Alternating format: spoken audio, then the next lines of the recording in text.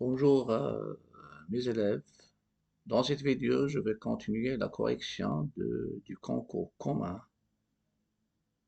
l'accès bien sûr aux facs de médecine, des trois facultés de médecine de l'année 2023-2024. J'ai déjà publié la première partie, bien sûr concernant la composante mathématique. Maintenant, je corrige le reste. La question Q50. Qu'est-ce qu'elle nous demande dans la question Q50? F est une fonction réelle, sachant que f de a égale à 3 et f' de a égale à moins 3. La courbe de la fonction f admet au point de coordonnées 1, 3 une tangente d'équation a y égale 3x moins 2 et il y a la proposition B, C, il y a D, il y a E. Je donne un petit rappel. L'équation de la tangente à la courbe CF au point A de coordonnées A, f de A, comment il s'écrit?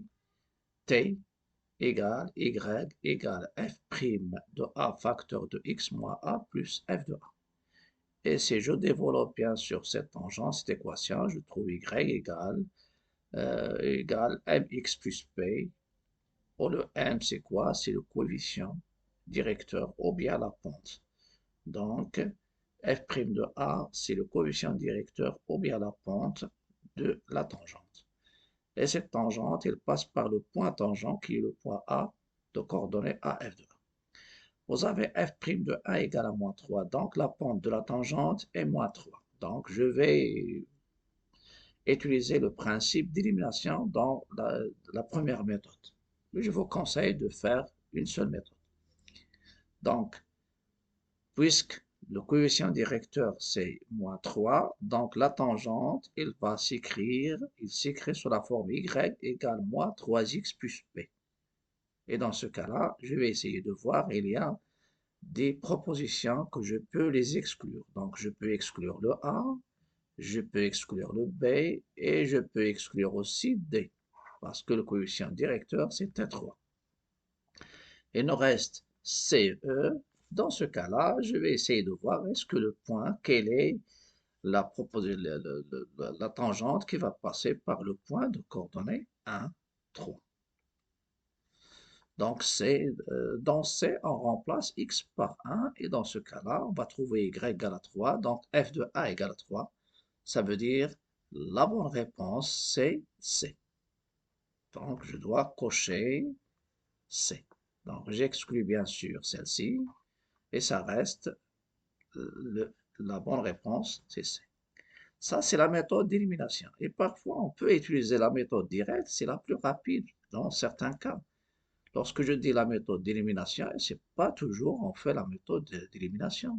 Parfois, si je vois que je vais perdre de temps, dans ce cas-là, je peux commencer la méthode directe. Donc, la méthode directe là, que j'indique que c'est la plus rapide, la tangente, et les équations y égale f' de 1 facteur de x moins 1 plus f de 1, directement remplacer ici par moins 3 et f de 1 par 3, développer, ça vous donne, et dans ce cas-là, la bonne réponse, bien sûr, c'est C. Donc, c'est plus rapide.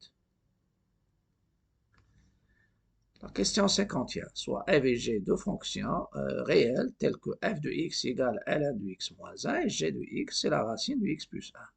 Quel est le domaine de définition de la composée gérant f? Est-ce que c'est la proposition A ou bien B ou bien C ou bien D ou bien E? Je donne toujours un petit rappel, dans ce cas-là, ça entre dans les astuces, donc il faut savoir comment je compose. Et aussi, je vais donner deux méthodes. Donc, la composée, c'est la composée de deux fonctions. Je prends la fonction f qui est tout x associée à f de x et la fonction g associée à g de x, g de f de x, l'image de l'image, que je leur la note bien sûr gérant f, ou bien qu'on appelle gérant f. Et son expression, c'est gérant f de x égale g de f de x. Donc, la fonction qui est associée à x gérant f de x, c'est gérant f. Le domaine, donc ça, astuce des domaines de définition. Parfois, je fais la solution. Normalement, si je suis dans la salle d'examen, bien sûr, je peux passer rapidement parce que le principe de temps, ça compte pour moi. Mais Ici, je donne une formation, une préparation à travers les concours, c'est-à-dire les épreuves. Quel est le domaine de gérant F? Le domaine de gérant F de X, c'est G de F de X. Donc la première chose, il faut que X soit dans le domaine de F. Et la deuxième chose, F de X dans le domaine de G. Donc, c'est l'ensemble des X de D de F et F de X appartient au domaine de G. Et quel est le domaine de F rangé? Si on a F rangé qui est F de G de X. Donc X, il faut qu'il soit dans le domaine de G et G de X dans le domaine de F. Et j'entre dans la résolution. Vous avez le domaine de F1. Le domaine de F, pardon, c'est ln de x moins 1, ce qui est l'intérieur strictement positif, ça donne 1 plus l'infini, x supérieur à 1. Le domaine de G, ce qui est à l'intérieur, c'est x, c'est une racine, donc x plus 1 supérieur ou égal à 0, ça donne x supérieur ou égal à moins 1. Et le domaine, c'est l'intervalle fermé, moins 1 plus l'infini. X appartient D de G en F, équivalent X appartient au domaine de F, et F de X appartient, donc il suffit de se rappeler de celle-ci. G en F de X, c'est G de F de X, et F de X appartient au domaine de G. Ça veut dire X, il est supérieur à 1, parce qu'il est dans le domaine de F, et le domaine est F de X dans le domaine de G, donc ln de X moins 1, il faut qu'elle soit supérieure à moins 1. Je passe donc, vous avez ici ln de x moins 1 supérieur ou égal à moins 1, donc x moins 1 est supérieur à l'exponentielle de moins 1. Et x supérieur à 1. Donc x appartient au domaine de G, ça donne x supérieur ou égal à 1 plus 1 sur e, parce que 1 c'est e moins 1, c'est 1 sur e, et le domaine de ma fonction G, parce que déjà, lorsque x est supérieur strictement à 1, supérieur ou égal à 1 plus 1 sur e, donc il est supérieur à 1. Donc dans ce cas-là, je vais cocher la bonne réponse, c'est l'intervalle fermé 1, 1, 1 plus 1 sur e plus l'infini. Et la bonne réponse, ça sera C. Ça, c'est une méthode, mais il y a une méthode plus rapide. Je vais déterminer l'expression de gérant f de x, puis je détermine le domaine.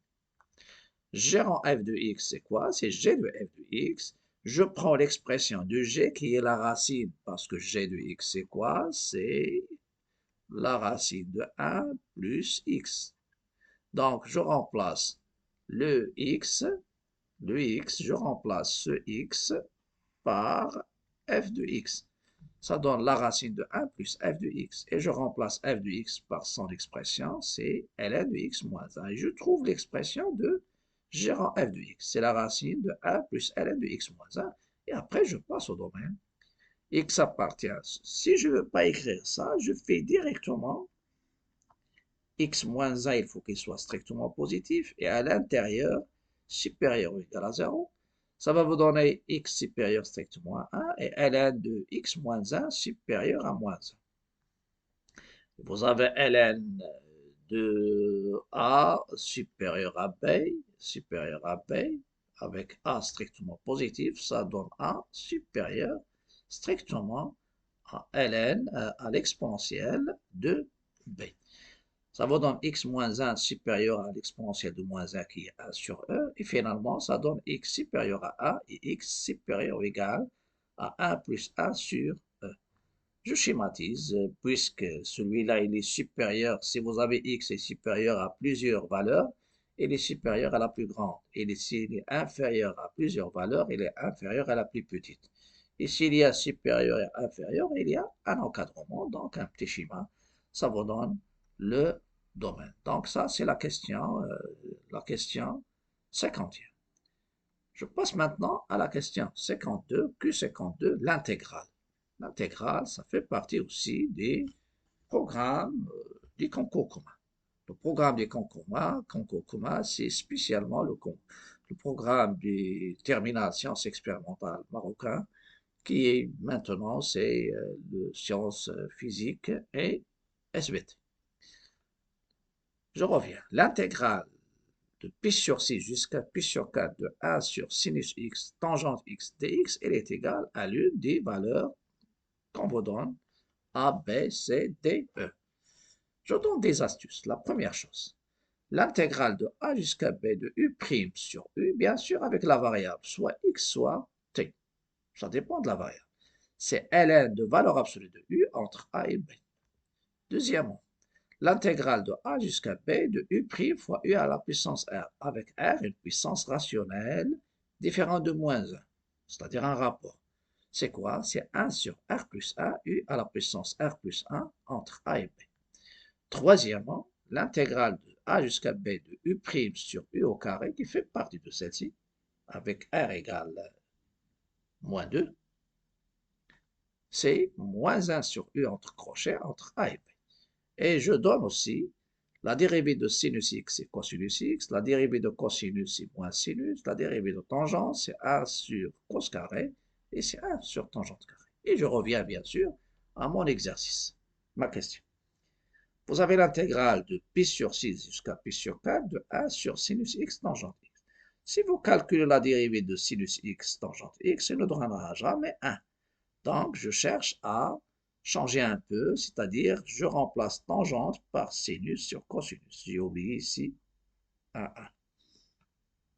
C'est sinus sur cosinus et ça va apparaître sinus carré sur cosinus x. Je donne l'inverse, donc ça me donne l'intégrale de pi sur 6 jusqu'à pi sur 4 de cosinus x sur sinus carré. Dans ce cas-là, il n'y a pas de tâtonnement pour tâtonner, donc de préférence, tu entres dans le calcul. Maintenant, ça apparaît un rapport. Si vous avez un rapport, toujours la première chose à tester, est-ce que la dérivée du dénominateur, normalement, est-ce que c'est le numérateur? Ça veut dire, est-ce qu'il s'écrit sous la forme U' sur U? Sinon, est-ce qu'il s'écrit sous la forme U' sur U au carré? Ou bien en général, U' fois U à la puissance R. Je peux prendre ici cosinus x fois sinus x à la puissance moins 2 et j'utilise la deuxième. Moi, je vise maintenant la troisième. Donc, sinus x le tout au carré, mais la dérivée de sinus x, c'est quoi? C'est cosinus x, dérivée de sinus sur cosinus. Donc, il s'écrit sous la forme U' sur U. Voilà, et ça va me donner le résultat. Donc, vous avez ici, c'est l'intégrale de U' sur U, c'est quoi? C'est ln de valeur absolue de U. Bien sûr, si je ne fais pas les bornes, c'est une primitive. Ce qui m'intéresse, lorsque j'ajoute les bornes, je fais les crochets. Donc, U' sur U, mais ici, c'est pas U' sur U, mais U' sur U au carré. U' sur U au carré. C'est moins 1 sur U, bien sûr, plus une constante si je suis intéressé par les primitives. Sinon, dans ce cas-là, avec le U, c'est quoi? Le U, c'est sinus x. Donc, ici, entre crochets, moins 1 sur sinus x entre pi sur 6 et pi sur 4. Ça va me donner normalement, c'est moins 1 sur sinus pi sur 4. Je fais, c'est f de b moins f de a. Moins avec moi, ça donne plus. 1 sur sinus pi sur 4. Vous avez sinus pi sur 4, c'est racine de 2. Sinus pi sur 4 égale cos pi sur 4 égale racine de 2 sur 2. Et vous avez sinus pi sur 6, c'est 1 demi. Cos pi sur 6, racine de 3 sur 2, ce sont des choses à savoir. Et vous avez sinus de pi sur 3, c'est la racine de 3 sur 2, cos pi sur 3, il est égal à 1 demi, des choses à savoir.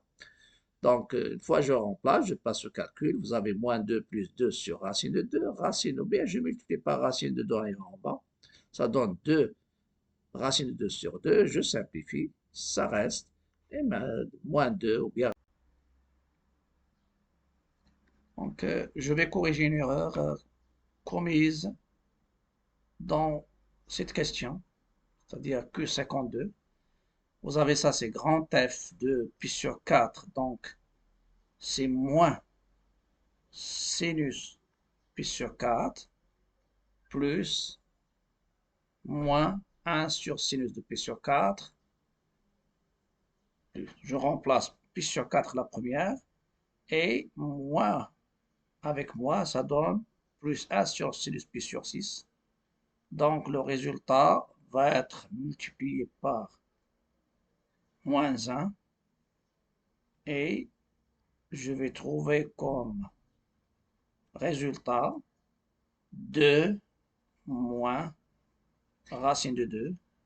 Donc ce que je veux cocher, c'est pas C, c'est B. Donc on doit cocher B au lieu de C. 2 moins, donc le résultat I, c'est 2 moins racine de 2. Je reste encore dans les intégrales. Et maintenant, la question Q53. L'intégrale de 0 jusqu'à pi sur 2, sinus 2x sur 1 plus sinus carré x dx. Elle est égale à l'une des propositions. Donc, dans ce cas-là, normalement, la première chose à faire, vous avez U et vous avez un rapport. Donc, je vais essayer de dériver le dénominateur. La dérivée de 1 plus sinus au carré, x, c'est la dérivée de 1 plus la dérivée de sinus au carré. U à la puissance n, le dérivé, c'est n fois U' fois U à la puissance n moins 1. Donc, je fais descendre le 2. Sinus x fois la dérivée de sinus, qui est cosinus, et on sait que 2 sinus x cosinus x, c'est sinus 2x. Je donne des astuces trigo. Sinus de 2a, c'est 2 sinus a cos a. Ce sont des astuces que vous pouvez les recopier dans essayer de prendre prise de notes, c'est-à-dire une feuille ou bien un carnet, et je récolte, bien sûr, c'est-à-dire je regroupe, et je prends toutes les astuces qu'on vous donne. Ce sont des formules à utiliser. Sinus de 2a, c'est 2 sinus a cos a. Cosinus de 2a, c'est cos carré a moins sinus carré a. Et je peux l'exprimer, c'est 2 cos carré a moins 1. Et je peux l'exprimer aussi en fonction de sinus, c'est 1 moins 2 sinus carré a. Tangent de 2a, il y a uniquement une formule, 2 tangente a sur 1 moins tangente carré a. Et si vous voulez plus de formules, essayez de revenir aux formules de transformation et ses applications. Je reviens à mon intégrale que je nomme G, c'est J, c'est l'intégrale de 0 jusqu'à pi sur 2, sinus 2x sur 1 plus sinus carré x. J'ai déjà calculé la dérivée de 1 plus sinus carré, ça donne le numérateur. Donc, ça est l'intégrale de 0 jusqu'à pi sur 2 de 1 plus sinus carré x de tout prime sur 1 plus sinus carré. Vous pouvez remarquer qu'il s'écrit sous la forme de l'intégrale de u' sur u. Donc, c'est u entre, bien sûr, 0 et pi sur 2. Et quel est le u? C'est ça. Voilà. Donc, finalement, le J, je reviens, donc, moi, normalement, c'est pas U, c'est ln de valeur absolue de U pour ne pas commettre d'erreur de signe. Bien sûr, entre les bords. Le bord, on a ici, c'est 0 et pi sur 2.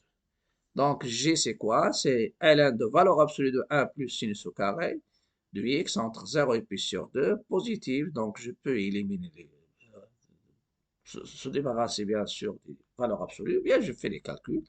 Donc, c'est ln de 1 plus sinus de pi sur 2 le tout au carré, moins ln de 1 plus sinus de 0 le tout au carré. Je sais que sinus de pi sur 2, c'est 1, et le cosinus, c'est 0. 1 plus 1, c'est 2, donc ça donne ln de 2. Pour celle-ci, ça donne ln de 1, et ln de 1, c'est 0. Donc, la bonne réponse, c'est ln de 2. ln de 2, vous pouvez remarquer qu'il y a ici, on a tombé sur plusieurs C. Ce sont des codes de chance. Donc, c'est ln, on coche C. Voilà. Vous pouvez remarquer que normalement, il y a plusieurs C qu'on a cochés dans ces questionnaires. Et après, je vais continuer la suite Q54 jusqu'à Q56.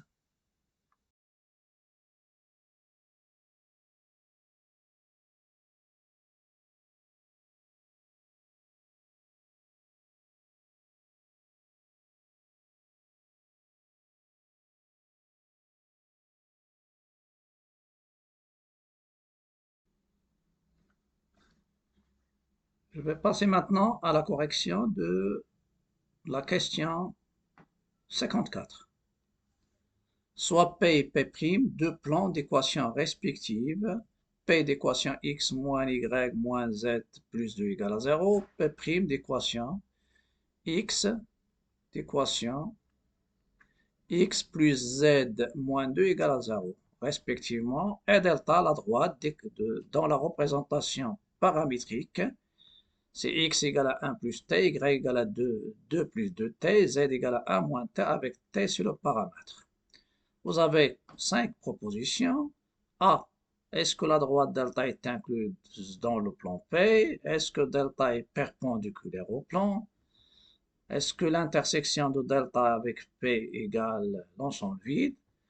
Delta son intersection avec P' sur le vide? Et est-ce que delta est perpendiculaire au plan P'? Normalement pour nous, il y a une proposition qui est vraie. Et je sais que pour étudier les positions relatives d'une droite avec le plan, il suffit de résoudre un système formé par l'équation cartésienne du plan qui est de la forme ax plus by plus cz plus d égale à 0 et la représentation paramétrique.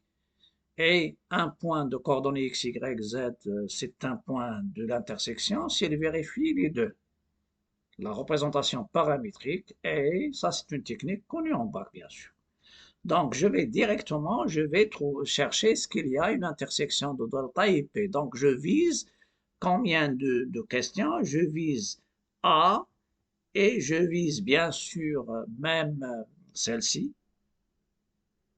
S'il y a c'est delta, s'il coupe le plan, est-ce qu'il est perpendiculaire ou non? Ou bien, est-ce qu'il y a une intersection? Il n'y a pas de point d'intersection. Et D et E, ça concerne P'. C'est pourquoi je vais résoudre. Je vais remplacer x, y, z en fonction de t dans l'équation cartésienne de P. C'est plus simple. Je peux parler, bien sûr, de le vecteur normal du plan P, c'est 1, moins 1, moins 1. Est-ce qu'il est collinaire avec le vecteur directeur, bien sûr, de la droite? S'ils sont collinaires, alors dans ce cas-là, il y a une intersection, il y a la perpendiculaire. C'est le sens collinaire, ça veut dire le vecteur normal du plan. J'ai dit ici, si je prends le vecteur normal, c'est 1 moins 1 moins 1, et le vecteur directeur de delta, c'est 1, 2, moins 1, donc et je prends les déterminants extraits, l'une des deux, on va trouver qu'elle est non nulle, ou bien je fais le rapport. 1 sur 1 égale à 1, moins 1 sur 2 égale à moins 1 demi, ils sont différents, donc il n'y a pas de collinéarité, donc delta, soit il va couper le plan, ou bien il peut être inclus dans le plan. Donc, dans ce cas-là, c'est pourquoi je vais passer directement, pour ne pas perdre de temps, à la résolution d'une équation simple. Je remplace x, y, z par en fonction de t. Donc, vous avez dans la représentation dans l'équation de P 1 plus t moins 2 plus 2t. Et vous avez moins 1 moins t et plus 2 égale à 0. Je développe donc 1 plus t, c'est-à-dire j'élimine les parenthèses. Moins 2 t moins 1 plus t plus 2 égale à 0. Pour les t, vous avez t plus t, c'est 2t, il va s'annuler. Et vous avez 1 avec 1 avec moins 1. Et vous avez 2 avec moins 2. Donc, 0t égale à 0. Donc, il y a une infinité de solutions. Ça veut dire la droite delta avec le plan P, ils ont en commun une infinité de points.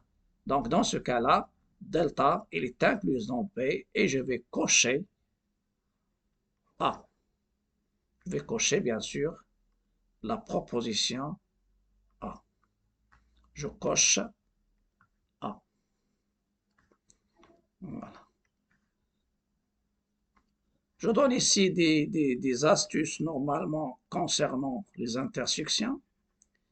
Lorsque je résous une équation en remplaçant x, y, z en fonction des paramètres dans l'équation du plan, soit P, soit P', ça dépend de solution. C'est si je trouve aucune solution. Donc, l'intersection, c'est le vide, donc il va répondre à celle-ci. S'il y a une infinité de solutions, donc il est incluse, et ça donne une solution qui est T0, alors delta coupe le plan P en un seul point qui est quelles sont ses coordonnées. Vous avez x ou bien x0, c'est 1 plus t0, et vous remplacez y0 égale à 2 plus 2 t0, vous remplacez, ça vous donne, et z0, la même chose, 1 moins t0, et ça vous donne les points d'intersection. Supposons que j'ai trouvé qu'il y a un point d'intersection. Dans ce cas-là, je vais, parce que le plus facile, c'est de savoir est-ce qu'elle est perpendiculaire. Donc, normalement, si j'utilise le rapport 1 sur 1, ça donne 1, moins 1 sur 2, ça donne moins 1 demi, ils sont différents, donc j'exclus celle-ci, ça veut dire qu'il y a une intersection, donc je suis soit dans A, soit dans C, et je fais les intersections, c'est-à-dire on verra qu'est-ce que ça va nous donner. Donc, il y a une qui est juste, donc c'est le A. Je passe à la question 55, pardon. Soit f, les fonctions définies par x égale x carré sinus 1 sur x si x est différent de 0, et f de 0, c'est 0, voilà. F n'est pas dérivable en 0, f' de 0, c'est 0, f' de 1, c'est 1, pour tout x différent de 0, f' de x, c'est 1 plus 2x sinus 1 sur x plus cosinus de 1 sur x. Et la dernière, f est dérivable en 0 et f' de 0, c'est 2. Normalement ici, je vais essayer de revenir, donner des astuces de la dérivabilité. Voilà.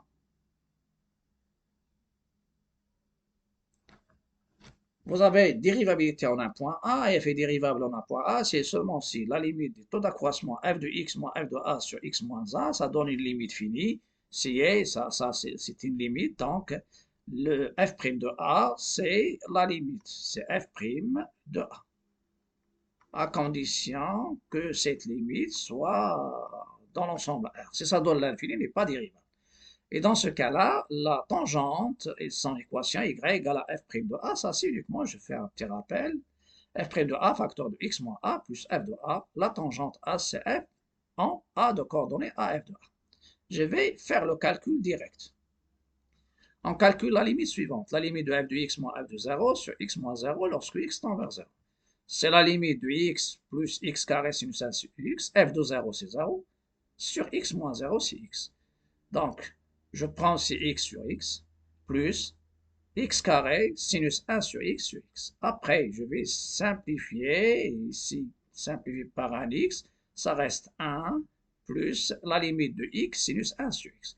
Je peux mettre directement égal à 0, car sinus 1 sur x est une fonction bornée sur R étoile, voisinage de 0, et donc là, multiplié par une fonction dont la limite en 0, c'est 0. Donc, ça va donner 0. Donc, cette limite, c'est 0. Je peux dire que celle-ci, elle est bornée et ça va nous donner une limite qui est nulle. Voilà. Pourquoi? Vous pouvez donner directement ici en remarquant que la fonction k tout x fait correspondre à 1 sinus 1 sur x, il est borné sur R étoile. Et celle-ci tend vers 0 et celle-ci est bornée, donc ça donne 1 plus 0, c'est 1. Je vais expliquer ici. On sait que pour tout x de R étoile, la valeur absolue de sinus 1 sur x est inférieure ou égale à 1. Je multiplie par valeur absolue de x. Donc, la valeur absolue de x, sinus 1, valeur absolue de sinus 1 sur x est inférieur ou égal à valeur absolue de x. Ça donne la valeur absolue de x, sinus 1 sur x est inférieur ou égal à la valeur absolue de x. Et après, j'élimine les valeurs absolues. Ça donne x sinus 1 sur x entre moins la valeur absolue de x et valeur absolue de x. Lorsque x tend vers 0, celle-ci va tendre vers 0, l'autre vers 0, ou bien vous utilisez à droite et à gauche si vous ne voulez pas utiliser la valeur absolue. Donc, ça donne x sinus 1 sur x, ça tend vers 0. Et ça donne, c'est une limite. Donc, la dérivée, c'est quoi? La dérivée, c'est A et je coche C. Je coche C, donc ça, c'est, je ne sais pas, il y a beaucoup de C. C'est la quatrième, je pense. Je passe à la dernière question, Q56. Soit une urne qui contient 5 boules bleues, 4 boules blanches, 3 boules noires, toutes les boules sont indiscernables au toucher. On tire simultanément 3 boules au hasard de l'urne. On répète, lorsque je dis on répète, donc dans ce cas-là, il y a les épreuves répétées. Puisqu'il y a les épreuves répétées, donc il y a l'indépendance, une fois, et il y a les facteurs, bien sûr, de la loi binomiale. Donc, on répète cette expérience une fois de suite, n supérieur égal à 0, en remettant dans l'urne les boules tirées après chaque tirage. Quelle est la proba d'obtenir 3 boules de couleur 2 à 2 distinctes, c'est-à-dire la couleur de l'une est différente de l'autre, exactement. Et c'est exactement, ça donne la probabilité, c'est-à-dire une probabilité connue dans le cas de variables aléatoires binomiales. Et ça, c'est une loi binomiale. Donc, j'ai déjà 5 boules bleues, 4 blanches, 3 noires. On tire simultanément 3 boules de l'urne. Donc, cardinal de A, c'est le nombre de combinaisons de 3 boules parmi 12. Donc, c'est 3, 12. C'est A3, 12 sur factoriel 3. Vous n'avez pas de calculatrice. Donc, dit 12 fois 11 fois 10 sur 3 fois 2 fois A. Essayez de faire les simplifications. 12 par 3, ça donne 4. 11, ça reste. 10 par 2, ça donne 5. Finalement, ça donne 44 fois 5. 44 fois 5, c'est simple. 5 fois 4, c'est 20. Je donne 0, je retiens 2. 5 fois 4, 20. Donc, ça donne 22. On répète l'expérience précédente n fois, n supérieur ou égal, donc il y a les épreuves répétées. Donc, l'expérience qu'on répète donne, j'explique, mais pour vous, vous pouvez utiliser une règle directement. Moi, ça, c'est une explication. Ça, c'est une explication pour l'utiliser. On répète l'expérience, donc l'expérience qu'on répète donne soit l'événement A tirer 3 boules de couleur distincte 2 à 2, c'est-à-dire tirer une bleue, une blanche, une noire, ou son événement contraire, c'est-à-dire il y a soit le succès, soit l'échec de A bar, donc ça avec une probabilité P de A qui paye, et probabilité de A bar, c'est A moins P. Donc on est en présence d'une loi binomiale de paramètres n, parce que on va répéter l'expérience n fois, et P, c'est la proba de A. Mais pour vous, vous pouvez utiliser une règle que je vais donner directement. Si vous avez ce genre, c'est pas la peine d'écrire tout ça. Vous pouvez dire la probabilité de réalisation de l'événement A exactement K fois c'est quoi? C'est CKN, c'est K parmi N, P à la puissance K, 1 moins P à la puissance N moins K. Voilà, et vous pouvez utiliser, c'est-à-dire, si vous ne voulez pas utiliser la première page, la page que j'ai déjà sautée, vous pouvez utiliser directement. Proba de A exactement K fois, c'est CK parmi N, proba de A, 1 moins P à la puissance N moins K. Ça, c'est. Donc, la proba cherchée est proba, c'est Cn moins A parmi N, proba de A à la puissance N moins 1, fois 1 moins la proba de A à la puissance 1. Proba de A, c'est C1 3 fois C1 4 fois C1 5 sur 220. Donc, par simplification, ça donne 3 sur 15. Cn-1 n, ça donne normalement n. Donc, ça donne n, facteur de 3 sur 11 à la puissance n-1, fois 1 moins 3 sur 11 à la puissance 1. Donc, 3 à la puissance n-1 sur 11 à la puissance n-1, fois 8n sur 11. Donc, celle-ci, ça va nous donner 11 à la puissance n-1 plus a, c'est 11 à la puissance n. Ça reste 3 à la puissance n-1. Et ça reste 8n. Et on va cocher aussi C. Donc, On va cocher 8 à la puissance n fois 3 à la puissance, donc on va cocher C. C'est bizarre parce qu'il y a plusieurs cas où il y a C. Ça sera tout pour cette vidéo. À la prochaine vidéo. S'il y a des remarques, s'il y a des questions, n'hésitez pas de les poser. Et aussi, n'oubliez pas de liker, partager, commenter. Et n'oubliez pas de s'abonner à ma chaîne pour m'encourager. À bientôt et à la prochaine vidéo.